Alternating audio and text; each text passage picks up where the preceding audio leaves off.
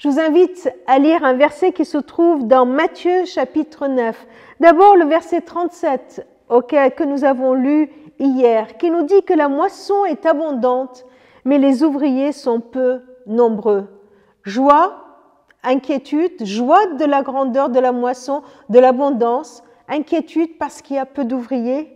Mais lisons la suite, verset 38.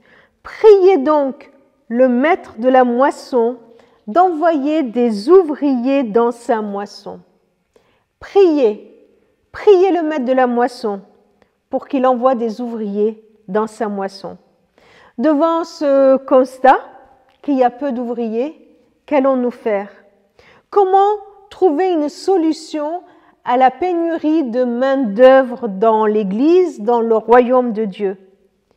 Ce texte nous rappelle que notre rôle est de prier. Qu'est-ce que cela veut dire? Ça veut dire de nous associer intimement au cœur de Dieu, de nous associer à l'œuvre de Dieu, à son projet, de faire de son projet le nôtre, d'accepter de dépendre de lui et de porter avec lui, si je peux me permettre, ce souci. Collaborer avec lui et s'attendre à lui, s'attendre qu'il agisse. Notre rôle devant la pénurie, ce n'est ni de nous affoler, ni de culpabiliser les gens, mais de tourner vers le Maître pour lui dire « Seigneur, Seigneur, envoie des ouvriers. » Parce que c'est lui qui envoie, c'est lui qui est à l'origine de l'appel. Ce verset nous rappelle aussi qui est Dieu. Il est le Maître de la moisson.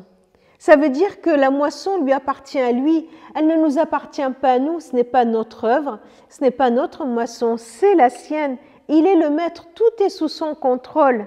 Et enfin, il nous est dit que c'est lui qui envoie. Nous avons à prier pour que le maître envoie. C'est lui qui envoie, c'est lui qui appelle, c'est lui qui mandate, c'est lui qui missionne les uns et les autres dans sa moisson. Alors prions. Prions aujourd'hui d'une façon toute particulière pour que le maître de la moisson continue à envoyer des ouvriers et nous faisons partie de ces appelés. Nous sommes aussi les ouvriers dans sa moisson pour que nous puissions, avec tous les appelés, aller dans cette moisson qui est abondante pour continuer, comme le Christ, à proclamer le royaume de Dieu est là.